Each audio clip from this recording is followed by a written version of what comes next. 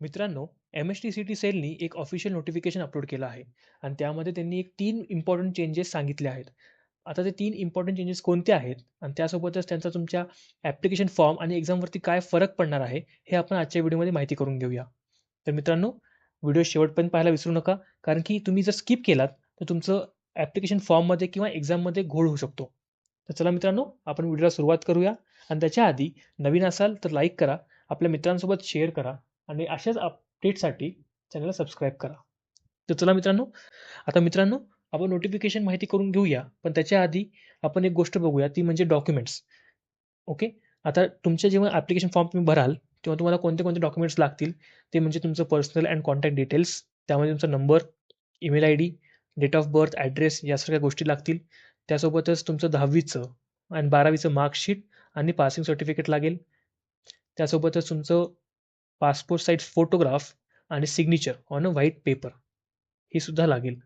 मग तुमचं एक आयडेंटिटी प्रूफ लागेल, ज्यामध्ये एनी वन ऑफ म्हणलं इथं आहे. सो एनी वन, जसे आधार कार्ड असेल किंवा pan card, voter I D, passport किंवा ड्रायव्हिंग लायसन्स यापैकी कोणतंही एक तुम्हाला लागेल. नेक्स्ट आहे डोमासाईल प्रूफ. त्यामध्ये तुम्ही डोमासाईल सर्टिफिकेट किंवा school living certificate from Maharashtra हे अपलोड करू शकता. त्यासोबतच इन केस तुम्ही कॅटेगरी किंवा रिझर्वेशनमधून असाल, तर तुम्हाला caste certificate plus caste validity, non creamy layer for OBC, SBC, VJNT and NT, EWS certificate, PWD certificate जर तुम्ही डिसेबल असाल तर. इन केस तुम्ही सर्व्हिसमॅनची मुलं असाल, तर तुम्हाला एक्स सर्व्हिसमॅन सर्टिफिकेट लागेल. तुम्ही ऑर्फन असाल तर तुम्हाला ऑर्फन सर्टिफिकेट लागेल. And in case you are a minority from Muslim, Sikh, Jain, तर तुम्हाला एक मायनॉरिटी सर्टिफिकेट लागेल. आता हे आहेत ते ॲडिशनल डॉक्युमेंट्स आहेत. जर तुम्ही कोणत्या इयरला गॅप घेतला असाल, तुम्हाला एक गॅप सर्टिफिकेट लागेल. त्यासोबतच तुम्हाला लागेल, इन केस तुमचं कोणत्या डॉक्युमेंटमध्ये नेम वेगळा असेल. फॉर एक्झाम्पल तुमच्याकडे 2 डॉक्युमेंट आहेत. एकामध्ये एक नेम आहे, दुसऱ्यामध्ये एक नाव आहे.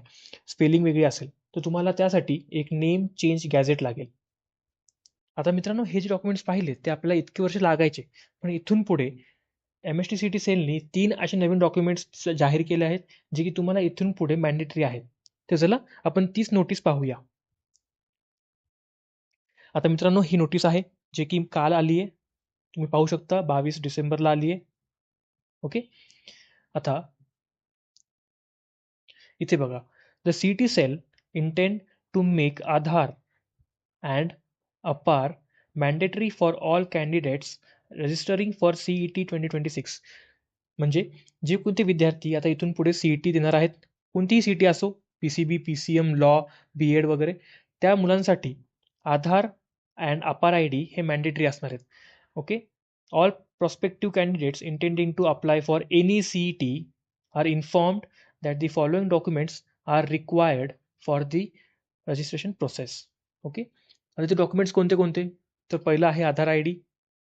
The candidate must verify and update the following details in their Aadhaar.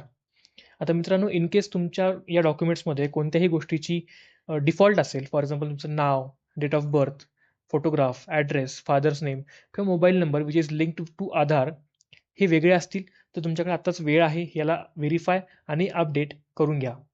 Next बघूया, ते म्हणजे आता अपार आय डी, ज्याला आपण म्हणतो automated permanent academic account registry. हे सुद्धा तुम्हाला गरजेचं आहे. जर तुम्हाला माहिती नसेल हे कसं काढायचं, तर डिजिलॉकर एक ॲप असतं, गव्हर्नमेंट ॲप आहे. त्यावर जाऊन तुम्ही जर अपार आय डी सर्च केलात, तर तुम्हाला तिथे अपार आय डी दिसेल. त्यामध्ये तुम्ही तुमचे काही इन्फॉर्मेशन भरून, जसं की नाव, तुमचं बर्थ डेट वगैरे तुम्ही केलात, तर तुम्हाला तुमची अपार आय डी जनरेट होऊन मिळेल. थर्ड डॉक्युमेंट आहे ते म्हणजे disability certificate or unique disability I D. त्यालाच आपण UDID म्हणतो. जे विद्यार्थी जे डिसेबल आहेत, त्यांच्यासाठी हे डॉक्युमेंट गरजेचं आहे, जर तुम्हाला त्याचे लाभ घ्यायचे असतील तर. It is mandatory for PWD candidate to upload the disability certificate issued by a competent authority or an UDID card. Okay, if available. तुम्हाला याची गरज पडेल तरच तुम्हाला कॅप राऊंडमध्ये तुमचं जे सीट रिझर्व्ड असतात त्याचा लाभ मिळेल. तर मित्रांनो, आठवणीने या गोष्टी करा. आत्ताच तुमच्याकडे वेळ आहे. तुम्हाला जर तुमचे काही चेंजेस असतील डॉक्युमेंटमध्ये, कोणत्याही डॉक्युमेंटमध्ये, कास्ट असो, कास्ट व्हॅलिडिटी असो, नॉन क्रिमिलियर असो, किंवा आता इथे अपार आय डी, आधार कार्ड, या डॉक्युमेंटमध्ये तुमचे काही असतील चेंजेस, तर तुम्हाला आत्ताच वेळ आहे. अपडेट करून घ्या. कारण की आता काही दिवसामध्ये जसं की मिड जानेवारी किंवा लास्ट जानेवारीच्या वीकमध्ये तुम्हाला नोटिफिकेशन येऊन जाईल ॲप्लिकेशन फॉर्मचं आणि तेव्हा तुम्हाला वेळ नसणार आहे. कारण की तेव्हा भरपूर गोष्टी असतात.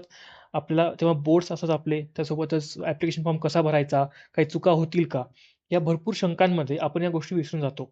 सो आताच वेळ आहे. लवकर ॲक्शन घ्या आणि या गोष्टींची काळजी घ्या.